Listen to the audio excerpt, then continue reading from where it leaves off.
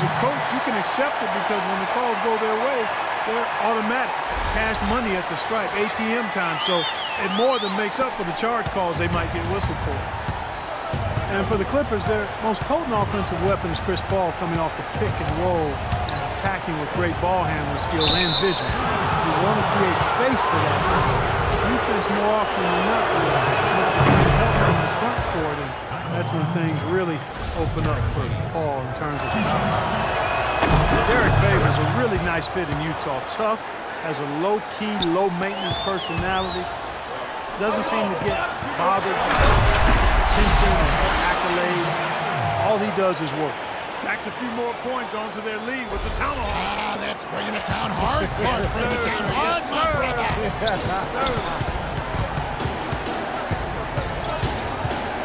Now, here's Burke. Tight defense on him. Burke's the best to Burke. It's good, and the Clipper lead is get down to 9 in the bucket from Gobert.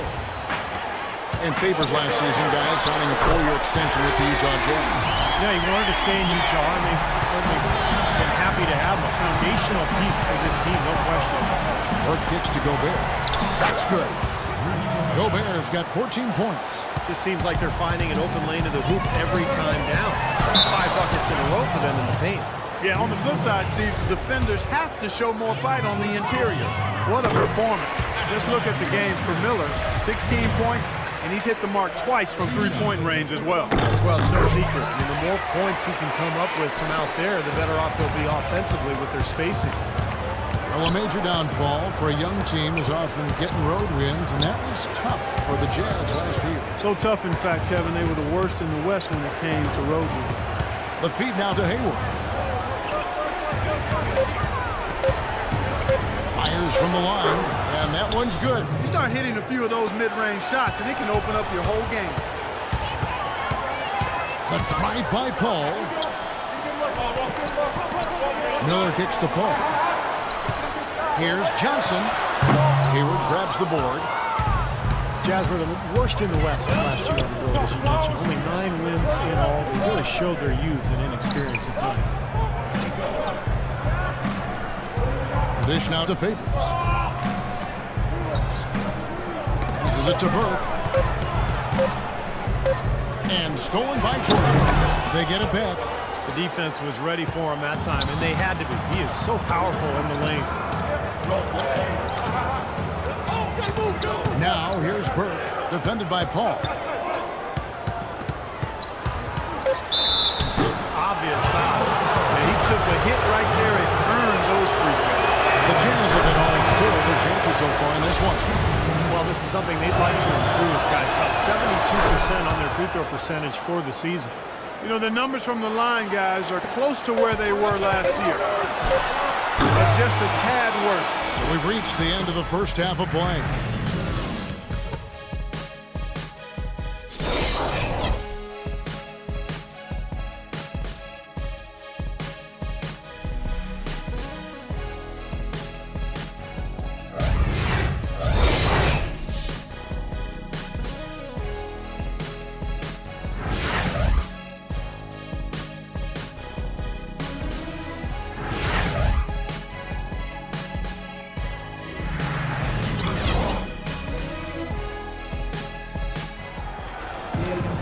Now the third quarter have to get going. It's been one outstanding game from James. Well, in terms of his points in the first half, I mean, that's pretty much what we've come to expect out of him. Yeah, that's an open book on all you need to know about what talent he has. I'll bet he adds a lot more to that tally in the second half. Checking out the group for Quinn Snyder to start the second half. Tearing up in the backcourt, Trey Burke and Alec Burks. Hayward 3 and Favors the 4. And it's Gobert in at the center, looking down the middle. Nothing fancy there. Didn't need it. Nope. His only concern right now, Clark, is getting the points on the board, and I don't mean style. I like the simplicity. But there was some style there, Kev. It was a pretty sweet one-handed flush.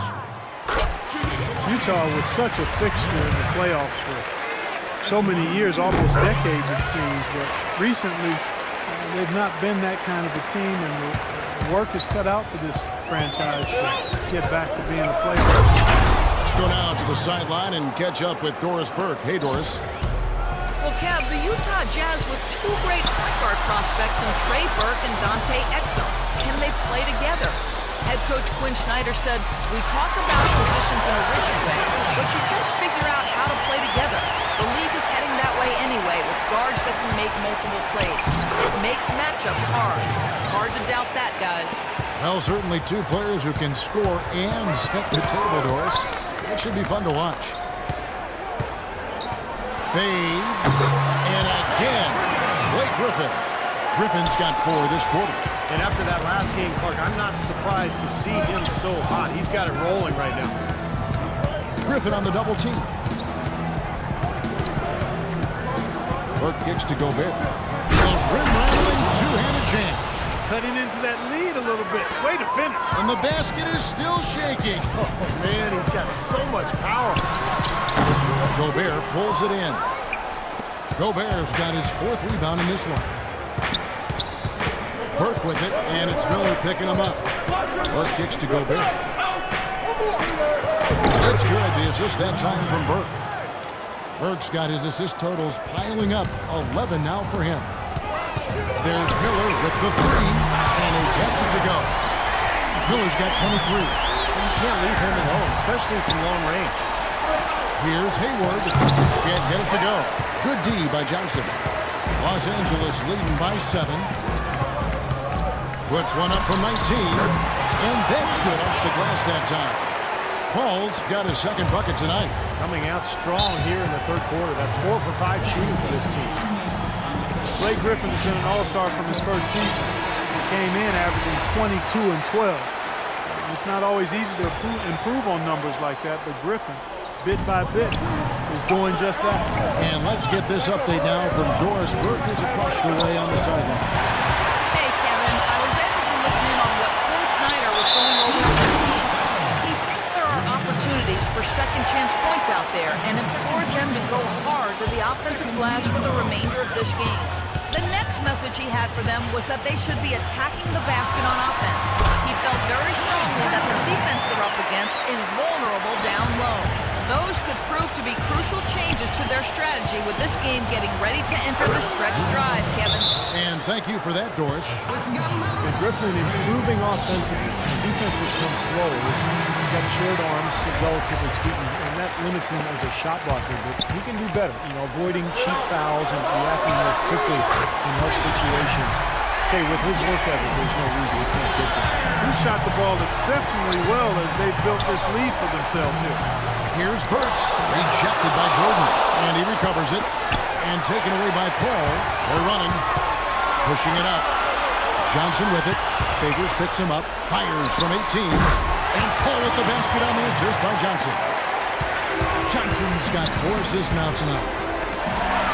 And for Griffin, perhaps not quite as ferocious rebounder as he was in his first couple seasons. But Kevin, still 10 a game or close to 10 a game. That's still a pretty strong number in the NBA. And he did play with the league's leading rebounder in DeAndre Jordan. Favors somehow ignores the tight D and gets the layup. Favors got 8 here in the quarter. And another great offensive rebound and putback for him. This is the 2nd game in a row where he's just dominated the paint. Here's Hayward. Good. Hayward's got his 2nd basket of the game. They are not rotating nearly quickly enough on defense down low. Got to get quicker. And even if it costs them some foul trouble, they need to start putting some bodies on bodies. Be physical. I tell you, he's really carrying a lot of the load offensively, and that's almost always good news for them. Burke kicks to Hayward. Rejected by Griffin, and they get it back. What a game for Favors. He has 14 points. He's picked up 1 dime. He is in complete control of this game. Yeah, it's just going his way. Everything falling into place. Cole Aldrich is checked in for the Clippers. Crawford comes in for Miller. The Jazz also changing it up. Jeremy Evans checks in for Gobert.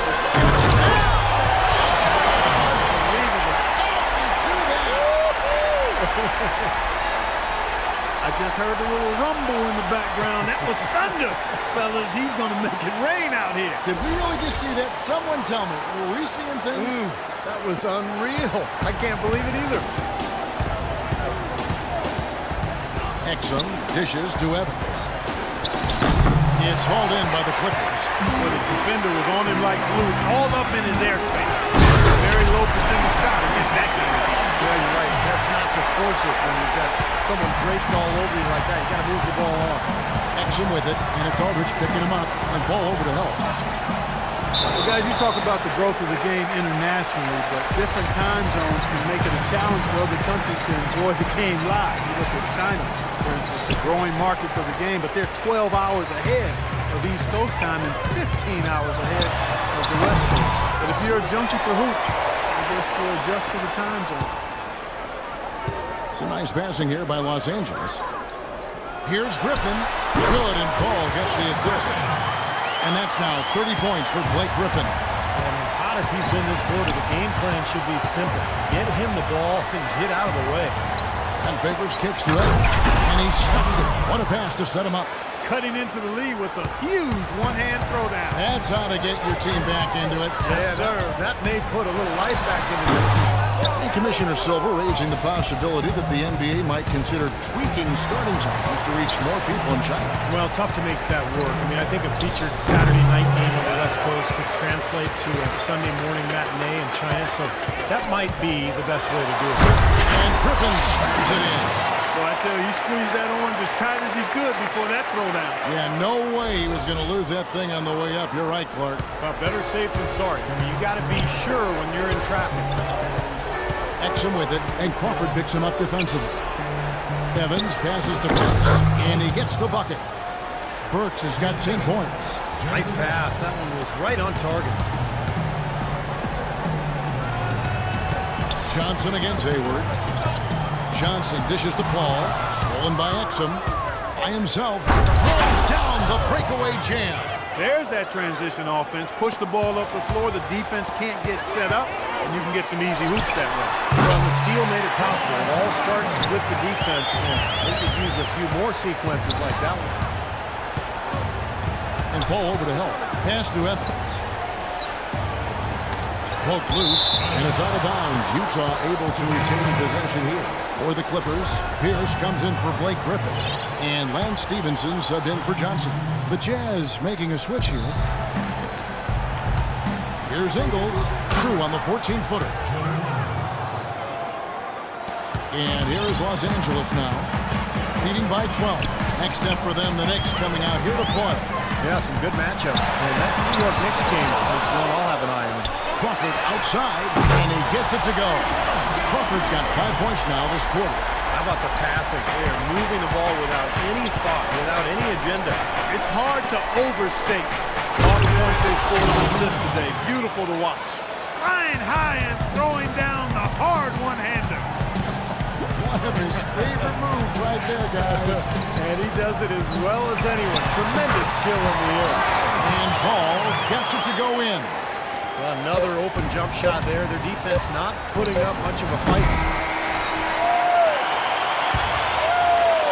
And here at the end of the third quarter, it's a double-digit ball game. Clippers lead by 15. We'll be back shortly live from Staples Center in downtown Los Angeles. It's a special New Year's Eve NBA celebration. Anthony Davis and the New Orleans.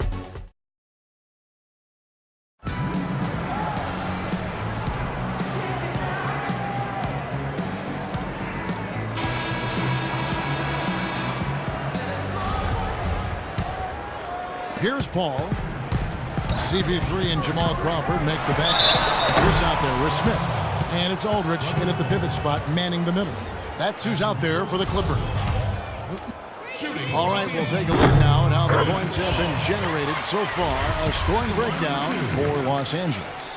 Anytime they've had a chance to attack the lane, they've done so. The penetration has been impressive. They've consistently drilled the mid-range jumper tonight as well, which has forced the D to come out on them. And he gets it to go as they call the foul. He's on his way to the line for one more. I don't know what's happening to their defense. I mean, they don't have any effort, any purpose. And it's really costing them. I mean, the last 5 baskets at that end have been on very easy looks. And the threes continue to go down at that end with almost nothing happening from deep at the other.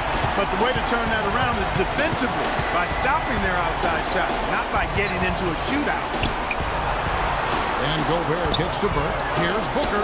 That one falls coming off Burke's feet.